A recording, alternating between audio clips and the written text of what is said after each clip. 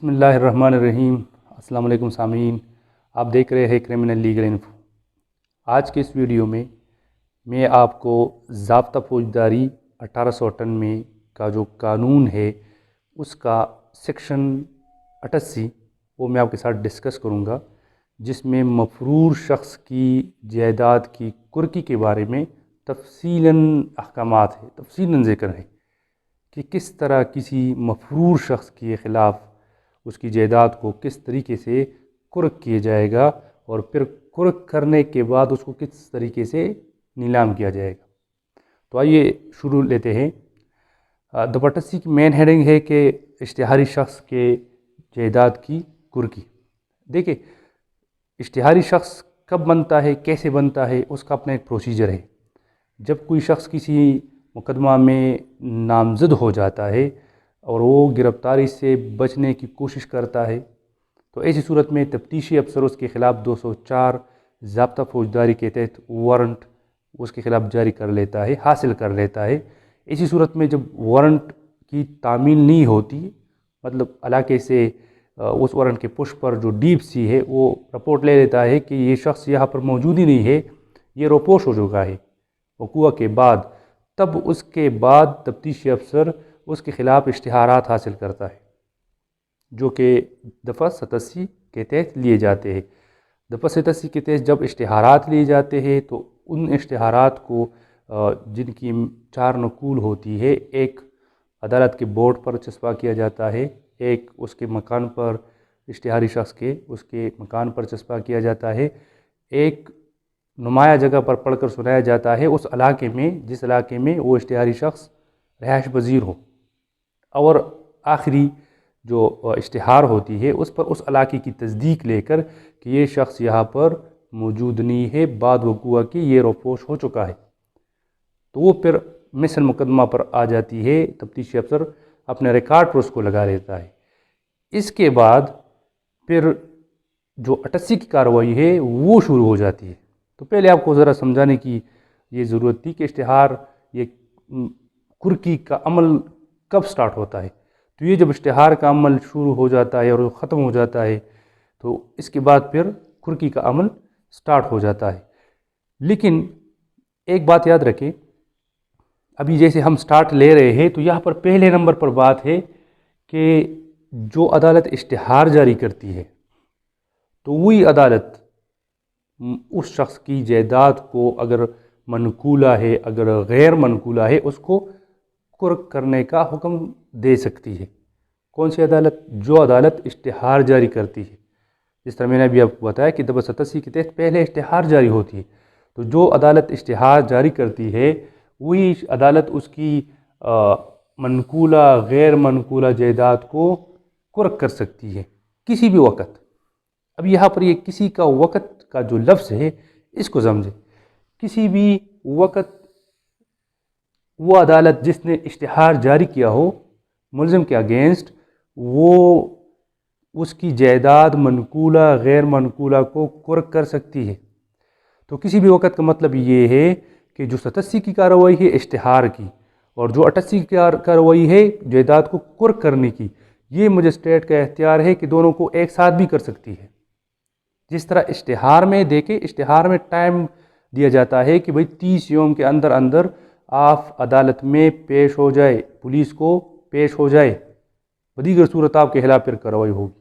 یہاں پر کسی بھی صورت کا مطلب یہ ہے کہ عدالت کا اختیار ہے کہ وہ اگر 87 اور 88 کی کارروائی ایک ساتھ کرنا چاہے، مطلب کیا ہے، اشتہار جاری کرے اور اس کی جائیداد کرک کر دے، دونوں ایک ساتھ بھی کر سکتا ہے۔ تو کسی بھی وقت کا مطلب ہے کہ 87 88 کی کارروائی کو یکجا بھی کیا جا سکتا ہے۔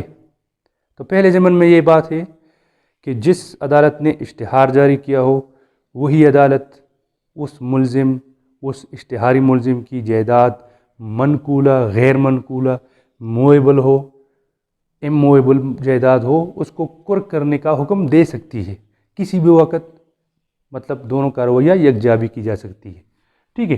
اچھا، ضمن نمبر 2 میں ہے کہ اگر وہ جائیداد اس ضلع سے باہر ہے، ٹھیک ہے، مثال کے طور پر ایک ملزم ہے اشتہاری، وہ ہنگو کا رہائشی ہے لیکن اس کی جائیداد کوہاٹ میں ہے، تو پھر ایسی صورت میں جو کوہاٹ کا سیشن جج ہے وہ تحریری حکم جاری کرے گا۔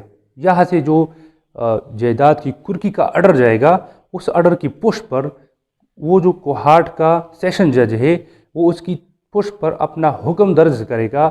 اس حکم درج کرنے کے بعد اس کی جائیداد کرک ہو جائے گی، وہ قبضے میں لے لی جائے گی۔ ٹھیک ہے، اگر جائیداد باہر ضلع میں ہے تو ایسی صورت میں وہ جو باہر ضلع ہے جہاں پر اس شخص کی جائیداد موجود ہے، اس کے سیشن جج کی اس جو تحریر ہے اس کی پشت پر اس کا حکم ہونا لازمی ہے۔ ٹھیک ہے، آگے پھر پڑھ کر اس میں کچھ اور بھی باتیں ہیں، وہ آگے میں کلیئر کروں گا۔ یہاں پر اتنا ضمن نمبر 2 میں کافی ہے کہ اشتہار اگر اس ضلع کے اندر ہے تو پھر تو وہی مجسٹریٹ اس کو خود کر سکتا ہے، اکارڈنگ ٹو دی ضمن نمبر 1۔ 2 میں ہے کہ اگر دوسرے علاقے میں ہے اس کی جائیداد تو یہاں سے جو جائیداد کی کرکی کا آرڈر جائے گا اس کے پشت پر اس علاقے کا سیشن جج پھر تحریری لکھے گا، تب اس کی جائیداد کرک تصور ہوگی۔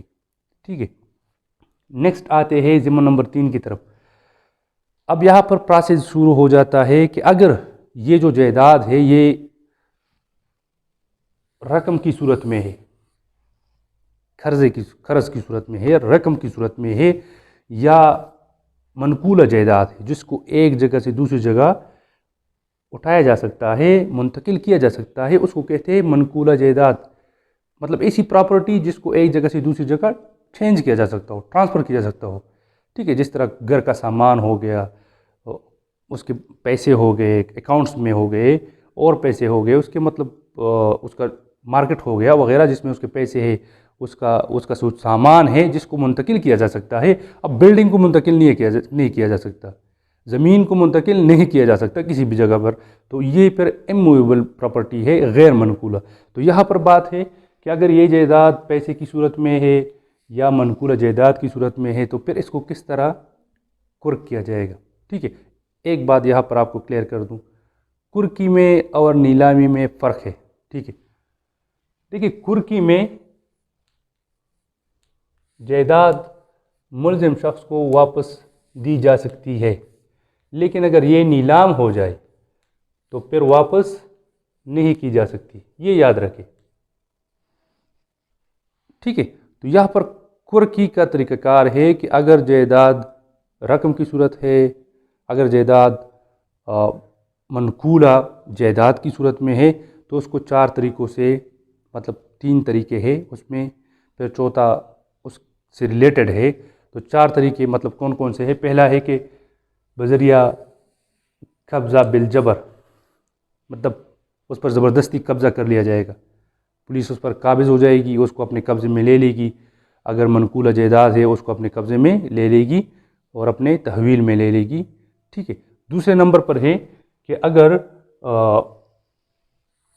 ایسی جائیداد ہے منقولہ یا رقم وغیرہ ہے تو اس کے لیے محصل مقرر کیا جائے گا، اس کے لیے ایک شخص مقرر کیا جائے گا۔ محصل کیا چیز ہے؟ ریسیور جس کو کہتے ہیں، اس کی وضاحت پھر میں آگے کروں گا۔ یہاں پر آپ یہ سمجھ لیں کہ محصل اس کے لیے ایک شخص مقرر کیا جائے گا اس جائیداد کے لیے۔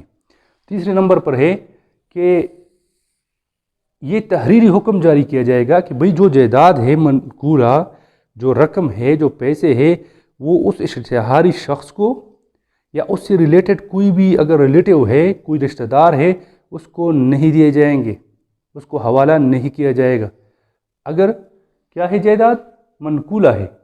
کیونکہ یہاں پر دیکھیں، یہاں پر جو مین اس سیکشن کا مقصد ہے وہ ہے اشتہاری شخص کو معاشی طور پر کمزور کرنا تاکہ وہ پولیس کے ہاتھ پہ آ جائے۔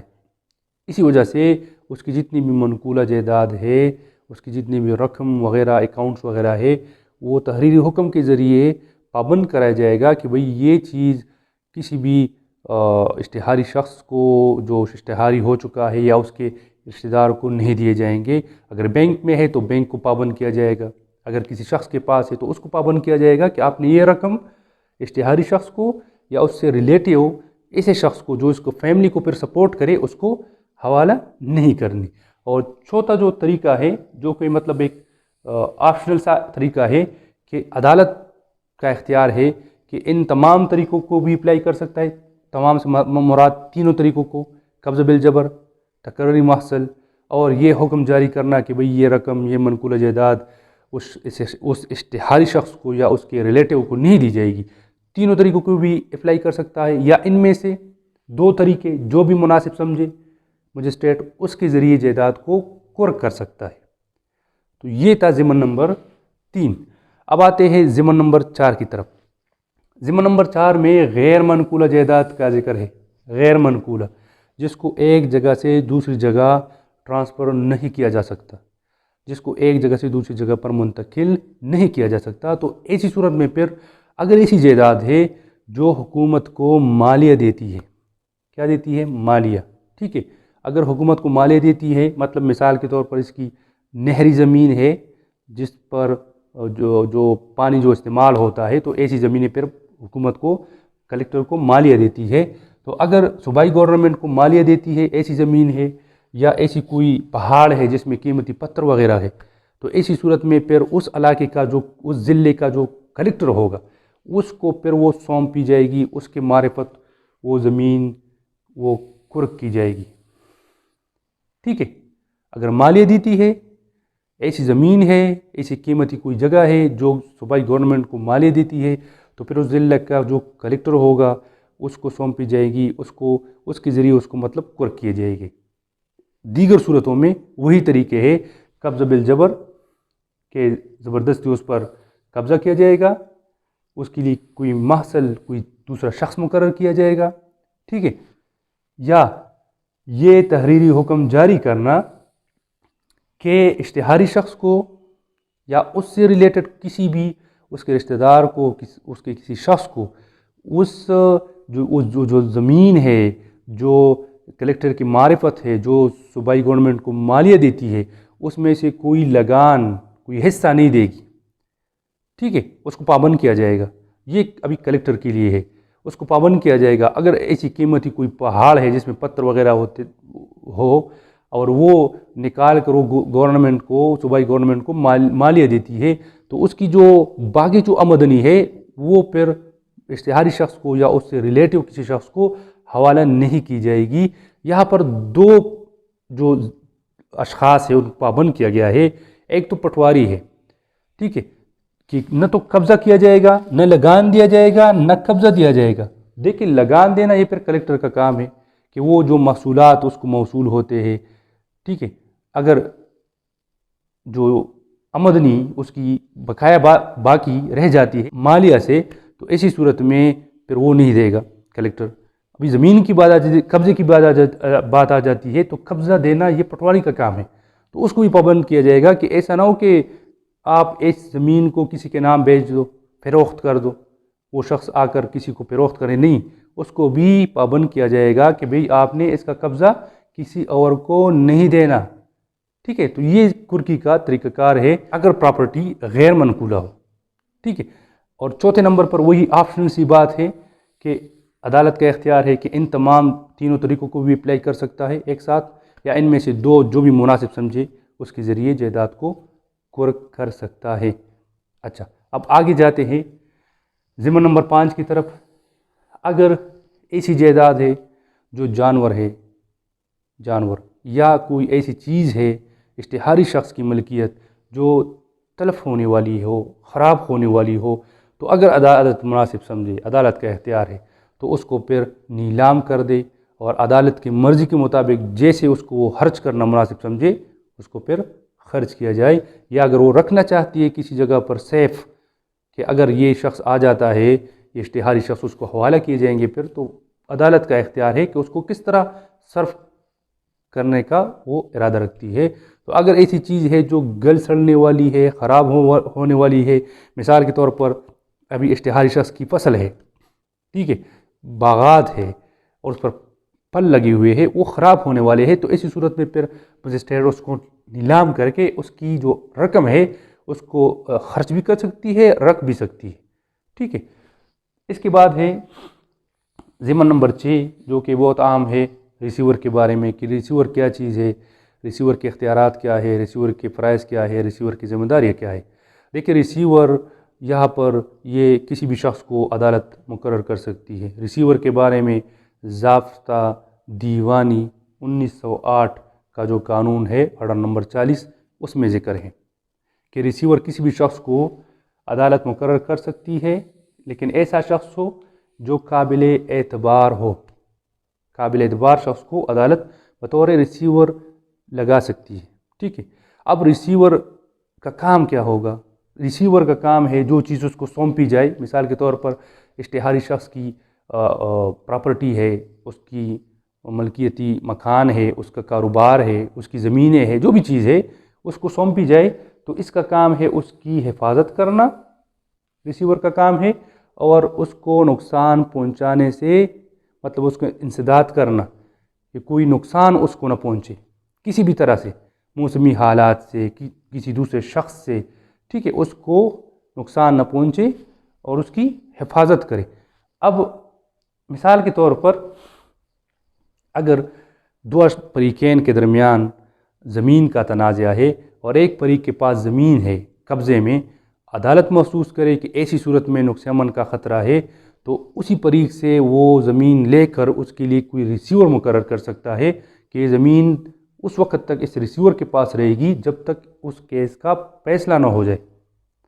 تو یہاں پر پھر ریسیور کا کام ہے کہ اس کی حفاظت کرنا اور اس کو نقصان سے بچانا۔ ابھی آتے ہیں فرائض کی طرف۔ ریسیور کے فرائض کیا ہے؟ دیکھیں ریسیور کے فرائض ہے کہ جو جائیداد اس کو حوالہ کی جائے اس کی دیکھ بھال کرے گا، اس سے حاصل ہونے والی آمدنی کا حساب رکھے گا۔ مثال کے طور پر کوئی مکان ہے، اس میں پانی سے یا کوئی اور اس طرح کی کسی وجہ سے کوئی اس میں کام کرنا ہو تو اس آمدنی سے وہ اس کو ریپیئر کرے گا، اس کی مرمت کرے گا اس جگہ کی، بقایا جو رقم ہے تو اس کو پھر عدالت میں جمع کرائے گا۔ یہ ریسیور کی ذمہ داریاں ہے۔ تو جو ریسیور کے بارے میں جو بات تھی میرے خیال سے یہ اب کلیئر ہو چکی ہے کہ ریسیور کیا چیز ہے، ریسیور کا ذکر کون سے قانون میں ہے، ریسیور کی ذمہ داریاں کیا ہے، اس کا بیسک کام کیا ہے، اس کے فرائض کیا ہے۔ دفعہ 6 میں یہ بات کلیئر ہے۔ اچھا اب ہم دفعہ 6 کے جو جز ہے اس کو سٹارٹ کرتے ہیں۔ دفعہ 6 میں پہلے نمبر پر جو دفعہ 6 کا جز ہے اس میں یہ بات تحریر ہوئی ہے کہ اگر جائیداد کرک ہو چکی ہے، ایسی صورت میں کوئی شخص، کوئی رشتہ دار وہ آ جاتا ہے منظر عام پر اور وہ یہ دعویٰ یا اعتراض کر لیتا ہے کہ اس جائیداد میں اس کا کچھ حصہ ہے، اس پراپرٹی میں اس کا کچھ حصہ ہے، اس تجارت میں وہ اس کے ساتھ شریک تھا اشتہاری شخص کے ساتھ یا پوری جائیداد اسی کی ہے، یہ اشتہاری شخص کے نام پر ہی نہیں ہے، تو ایسی صورت میں پھر جو دعویٰ ہے اس نے دائر کیا ہے 6 ماہ کے اندر، یاد رکھیں 6 ماہ کے اندر کوئی بھی شخص دعویٰ کر سکتا ہے، اس جائیداد سے ریلیٹڈ کوئی بھی شخص آ سکتا ہے کہ یہ پراپرٹی میری ہے، اس پراپرٹی میں میرا حصہ ہے، اس کاروبار میں میرے شیئرز ہے۔ 6 ماہ کے اندر اگر کوئی شخص آ جاتا ہے تو اسی صورت میں پھر اس کی تحقیقات کی جائے گی۔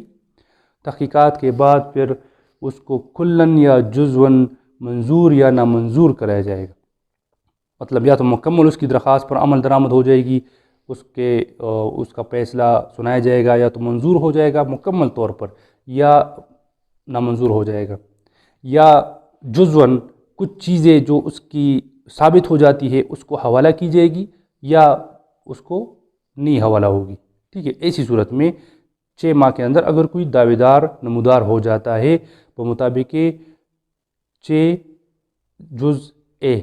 اب آتے ہیں ضمن 6 جز بی۔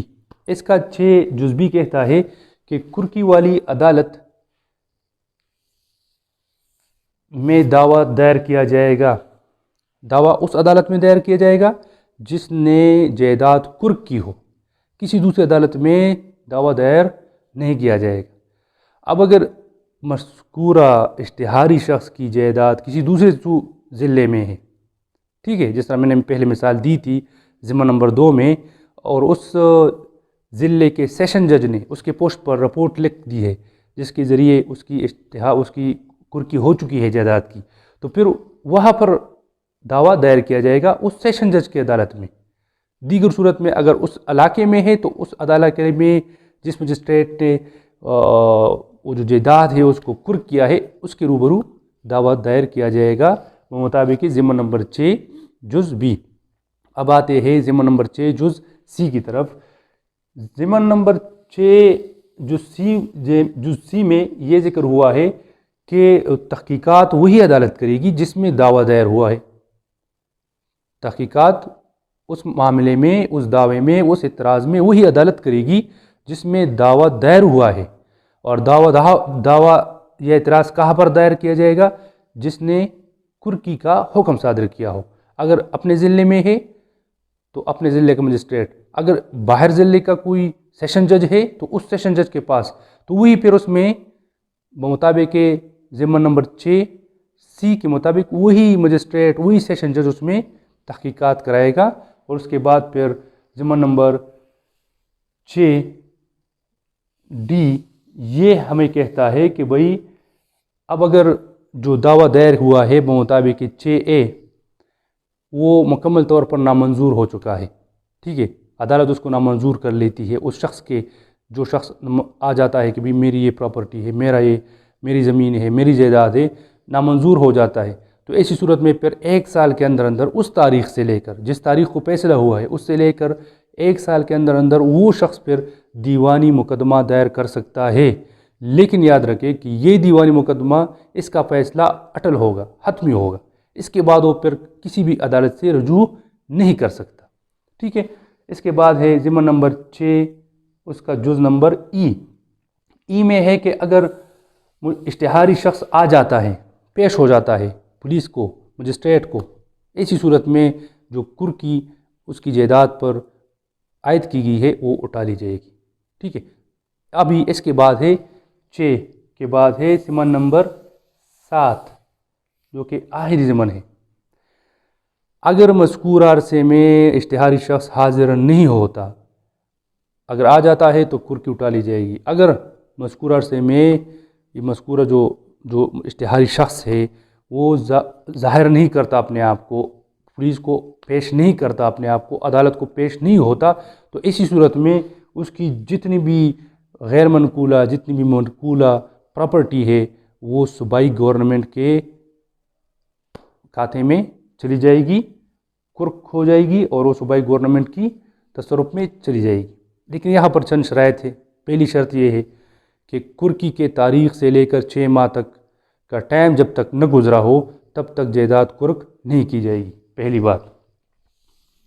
مطلب عدالت کے کرکی کے حکم ہونے کے 6 ماہ تک یہ کرک تصور نہیں ہوگی۔ اس میں اگر درمیان میں کوئی دعویدار آ جاتا ہے، درمیان میں اشتہاری شخص آ جاتا ہے تو کرکی اٹھا لی جائے گی، ٹھیک ہے۔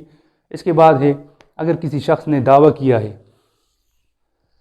اور اس کا کیس چل رہا ہے عدالت میں، تو جب تک کیس کا فیصلہ نہ ہو جائے تو وہ پراپرٹی موویبل، اموویبل جو بھی ہے وہ کرک نہیں کی جائے گی، ٹھیک ہے۔ لیکن یہاں پر 2 صورتیں ہیں کہ اس کے مطابق پھر عدالت کو اختیار ہے کہ وہ اس جو جائیداد ہے اس کو پھر نیلام کر سکتی ہے، ٹھیک ہے۔ 2 صورتیں کیا ہے؟ پہلی صورت ہے کہ اگر وہ چیز، وہ پراپرٹی خراب ہونے والی ہو، جس طرح پہلے میں نے ذکر کیا، باغات ہے، فصل ہے، اور کوئی اس طرح کے اناج وغیرہ کے گودام ہے، خراب ہونے والی چیز ہے، ایک صورت۔ دوسری صورت کہ ایسی چیز ہو، مطلب خراب ہونے والی ہو اور عدالت محسوس کرے کہ اس سے مالک کو فائدہ پہنچ سکتا ہے، کیوں اس کو خراب ہونے دیا جائے، تو ان دونوں صورتوں میں پھر مجسٹریٹ کے پاس اختیار ہے کہ وہ ایسی جائیداد کو نیلام کر سکتی ہے، نیلام، ٹھیک ہے، اور اس کی رقم کو رکھ سکتی ہے، خرچ کر سکتی ہے، مجسٹریٹ کا اختیار ہے۔ لیکن وہی بات ہے کہ کرکی نیلامی میں فرق کیا ہے کہ کرکی اٹھائی جا سکتی ہے جبکہ نیلام ہونے والی چیز پھر واپس نہیں آ سکتی۔ یہ تھا دفعہ 88 مجموعہ ضابطہ فوجداری ایکٹ نمبر 5 1898۔ امید کرتا ہوں آپ اس پر سمجھ گئے ہوں گے۔ اگر پھر بھی کسی کی اس سے متعلق کسی کا کوئی سوال ہو تو وہ کمنٹ باکس میں کر سکتا ہے۔ انشاءاللہ اگلی ویڈیو میں کوئی نیا سیکشن آپ کے ساتھ ڈسکس کروں گا۔ اس وقت تک کے لیے مجھے اجازت دیجیے۔ اللہ حافظ۔